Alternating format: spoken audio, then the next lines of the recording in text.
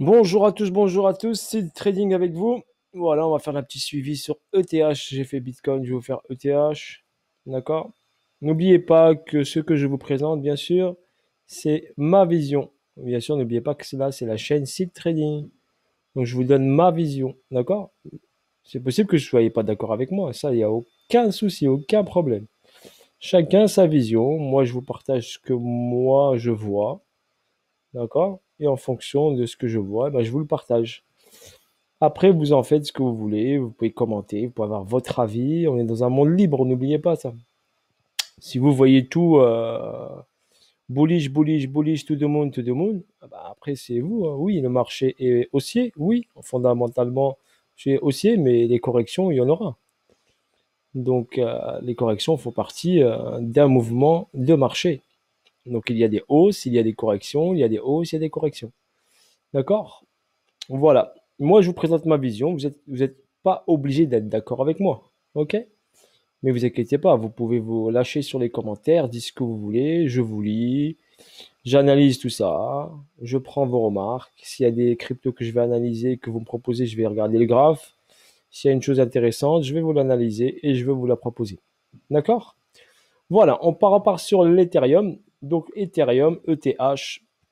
Je vais passer en délit rapidement. Voilà, comme ça, un petit récapitulatif pour les personnes qui regardent la première fois la vidéo. Donc, on a une hausse ici, une vague 1, une correction. Bien sûr, le graphe descend bien sûr plus bas. Donc là, une hausse, une correction. Et après, une hausse. Là, je suis sur logarithmique. Hop, on va enlever. Voilà, le graphe normalement est plus écrasé que ça. Donc, vague 1, vague 2, vague 3. OK? Logiquement, on doit avoir une vague 4. Donc, est-ce que cette vague 4 est terminée? Point d'interrogation. Moi, pour ma part, pour ma vision, cette vague 4, pour moi, n'est pas terminée. OK? Pour moi, après, chacun a son point de vue. Regardez par exemple ici, sur cette vague 2, vous avez une descente, une remontée et une redescente. D'accord? Donc un prix ne descend pas directement. Pensez-y. D'accord? Ici, la force ici au niveau du total market cap ici n'était pas très importante. On était en 2017, 2018, il n'y avait pas assez de gens. Là, il y a beaucoup plus de volume ici. D'accord? Si on regarde les volumes ici, on compare les volumes. Vous remarquez ici, le volume n'est pas assez important. Là, on a commencé à connaître les marchés crypto 2019, 2020, 2020, hop, grosse entrée de volume sur les marchés, sur l'Ethereum et les marchés crypto. Donc forcément, ici, on a eu ce gros pump. D'accord? Avec des gros volumes. Le pic de volume haussier, voilà, ici par exemple, vous avez un pic de volume haussier. Tac, là, bien sûr, on est sur Binance, n'oubliez pas, chaque plateforme a son volume en fonction du volume échangé. Mais sur Binance, le volume échangé est monstrueux et l'un des plus importants avec Coinbase, je pense. Donc voilà, là vous avez ça. Après il y a FTX et tout ça. Donc là, on a la hausse et le retracement. On va enlever les volumes.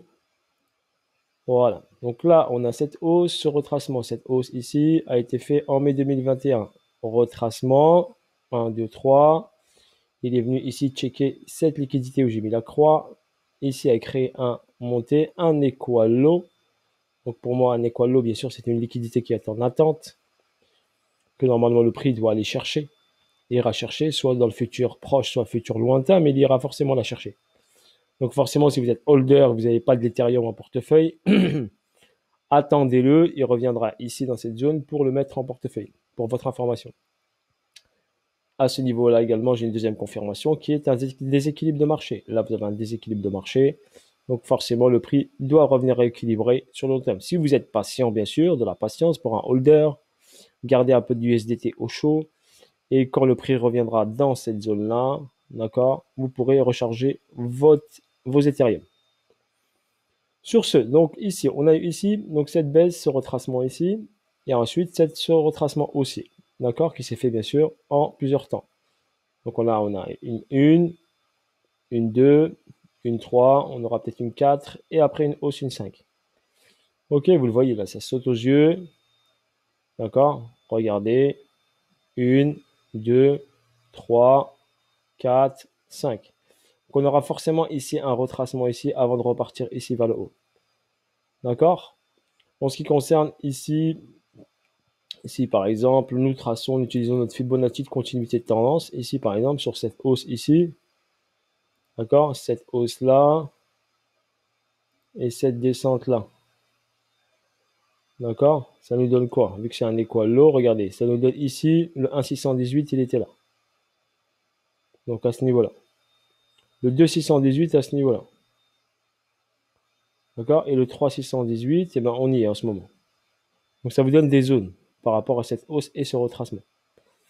Si je vais chercher bien sûr la grande hausse ici, celle-ci, d'accord, la grande hausse là, et le retracement là, donc bien sûr j'ai un 1,618 qui est bien haut, qui doit être ici dans les 6 392 $. Ok, vous le voyez, il est là. Donc 6 392 $. Ok, donc après, l'Ethereum va monter, d'accord, ça c'est clair. Mais avant de remonter, il faut qu'il prenne des forces. Donc là, j'ai quoi? Là, j'ai un BC, là, j'ai un AR, et là, j'ai le ST qui a dépassé le BC. Donc comme le BTC, c'est une réaccumulation. Cela veut dire quand on réaccumule, on va créer ici un high qu'on a créé là tout de suite. Donc on a créé un high. On a créé ce high. Ce high, donc, n'est pas fini à mon avis. Il est en train de se faire car on a ici un BC, un AR, un ST, un SO. Et là, on a un UT. Donc ce UT, forcément, on aura une petite baisse, un retracement ici dans la 7 boîte là. Donc on va venir la chercher. Et ensuite, on fera peut-être l'UTAD, donc l'UTAD en haut ou un retest de la zone. Ce qui va nous créer notre high, on appelle ça. On avait notre high qui était là, il a été pris, donc le nouveau high est ici. D'accord? Le low est là. Donc vous avez une structure qui est là, où il y a le low et le high.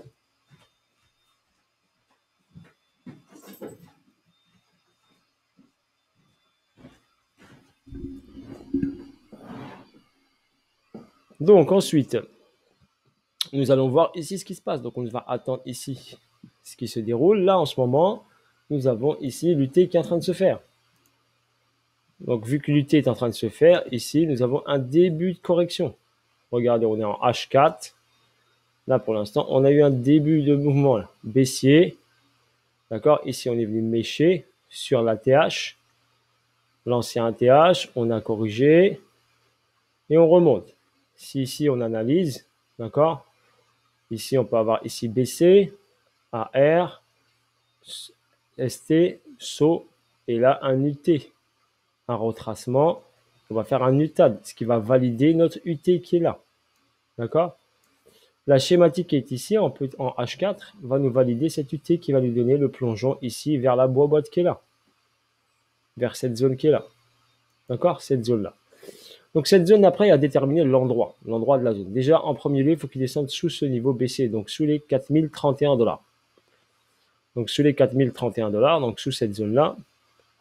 Donc il faudrait qu'il vienne ici chercher cette liquidité-là. Donc il faut qu'il vienne chercher cette liquidité-là. D'accord? Voire celle-ci. Pourquoi? Parce qu'ici, on a un déséquilibre. Là, vous l'avez là. Et là, vous avez ici également. D'accord? Donc, il y a de la liquidité là en attente. Il y a de la liquidité là en attente. Là, vous avez un order block ici. D'accord? On peut venir le chercher. D'accord? C'est-à-dire que le prix ici, potentiellement, ici, peut finir ici. Sa schématique. Ensuite, plonger, venir chercher ce niveau-là. D'accord? Voilà, je fais des petits dessins pour vous expliquer. Quand il sera venu chercher là, il repartira bien sûr vers le haut pour faire l'UTAD. D'accord? Voilà grosso modo ce qu'il y a sur l'Ethereum. Donc après, je vais effacer tout ça. Rapidement, on va effacer tout ça. Voilà, nickel. On va aller en weekly. Je vais vous montrer en weekly. En weekly. Comme je l'ai fait sur le TH, je vais vous montrer en weekly. Donc en weekly, j'ai quoi? Regardez. Donc en weekly, j'ai ici des bougies qui sont fortes, regardez. Donc là, j'ai une hausse ici, bam, un retracement pour rééquilibrer ce déséquilibre. Là, hausse rapide, retracement. Bougie, retracement. Hausse rapide, d'accord. On a retracé un petit peu, on a refait une bougie ici weekly, on est revenu checker l'endroit et on a retracé partiellement. Il y a un déséquilibre ici. C'est pour ça que je vous dis cette liquidité est en attente. Ici, nous avons bien sûr un déséquilibre ici. D'accord. Bien sûr, il ne va pas y aller immédiatement. Il va y aller, mais au fur et à mesure. Mais il doit revenir là. Donc, pour un holder, c'est intéressant d'attendre la zone là de préférence. Si vous êtes patient, bien sûr. Après, si vous êtes pressé, vous êtes pressé, hein. Moi, je vous dis, la trading, c'est pratiquement beaucoup de patience pour faire de bons trades et de bonnes entrées. Donc là, trimestriel, regardez. En trimestriel, c'est ça. En trimestriel, regardez, j'ai une grosse bougie là. Pourquoi je vous dis le prix va revenir ici? Parce que là, regardez, le gros déséquilibre qu'il y a là. D'accord? Voilà le gros déséquilibre. Bien sûr, une bougie là fait 3 mois. Donc une bougie fait un trimestre. Un trimestre, un trimestre, un trimestre. Et si on regarde bien, oui, l'Ethereum est bullish. D'accord? Vous regardez là en trimestriel, oui, il est bullish. Mais quand vous voyez ça, cette verticalité, dites-vous qu'à un moment ou à un autre, d'accord, pour un investisseur, le prix va redescendre. Ce n'est pas possible d'aller tout droit, tout droit, tout droit. C'est pour ça que je vous ai montré ici le graphe en trimestriel. Donc une bougie fait un trimestre. D'accord? Je vous mets, allez, une bougie fait 6 mois. Je vous le montre. Regardez.